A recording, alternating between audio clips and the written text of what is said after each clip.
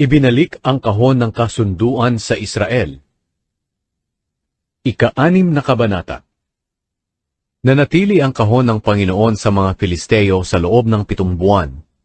Noong naroon pa ang kahon, ipinatawag ng mga Filisteo ang kanilang mga pari at manghuhula at nagtanong, "Ano ang gagawin namin sa kahon ng Panginoon?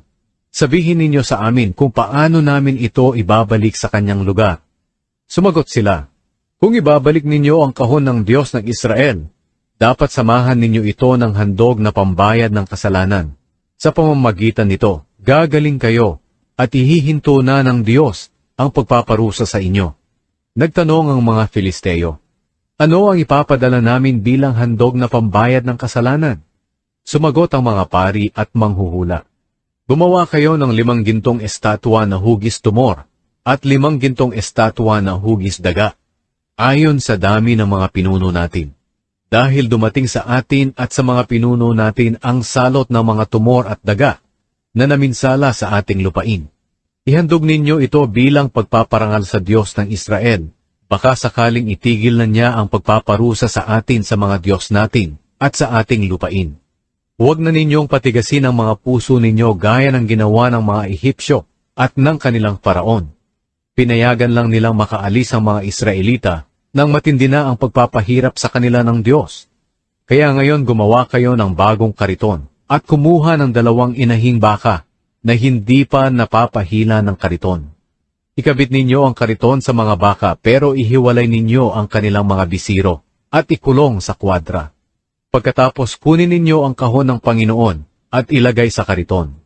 Ilagay din ninyo sa tabi nito ang isang kahon na may lamang mga gintong handog na mga tumor at daga na ipapadala ninyo bilang handog na pambayad ng kasalanan.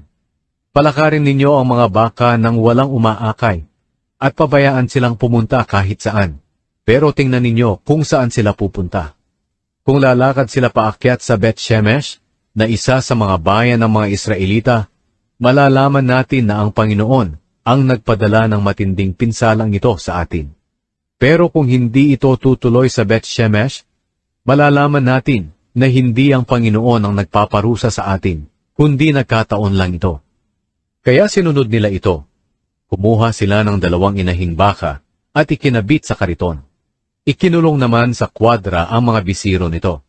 Isinakay nila ang kahon ng Panginoon sa kariton at ang kahon na may lamang mga ginto na hugis tumor at daga. Pagkatapos, lumakad ang mga baka patungo sa Bet-Shemesh na hindi man lang lumilihis ng daan habang patuloy na umuunga.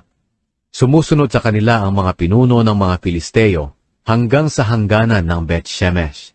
Nang mga panahong iyon, nag-aani ang mga taga Bet-Shemesh ng trigo sa lambak. Nang makita nila ang kahon ng kasunduan, tuwang-tuwa sila. Dumating ang kariton sa bukid ni Josue na taga Bet-Shemesh at tumigil sa tabi ng isang malaking bato. Kinuha ng mga Levita ang kahon ng Panginoon at ang kahon na may lamang mga gintong estatwa at ipinatong sa malaking bato. Pagkatapos sinibak nila ang kariton at inialay ang mga baka sa Panginoon bilang handog na sinusunog at nag-alay sila ng iba pang mga handog.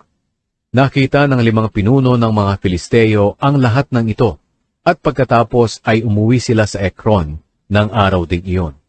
Ang 5 gintong hugis tumor na ipinadala ng mga Filisteo bilang handog na pambayad ng kasalanan ay galing sa mga pinuno ng Ashdod, Gaza, Ashkelon, Gat at Ekron. Kasama ng 5 gintong hugis daga ayon na rin sa bilang ng 5 bayan ng mga Filisteo. Itong mga napapadirang bayan at ang mga baryo na walang pader ay sakop ng 5 pinunong iyon.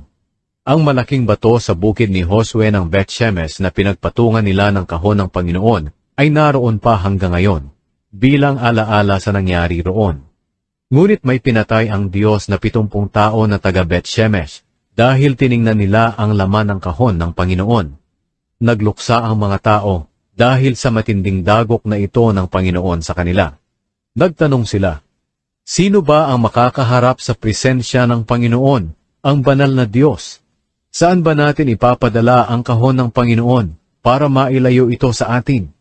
Pagkatapos, nagsugo sila ng mga mensahero sa mga taga Kiryat Jearim at sinabi roon, Ibinalik ng mga Filisteo ang kahon ng Panginoon.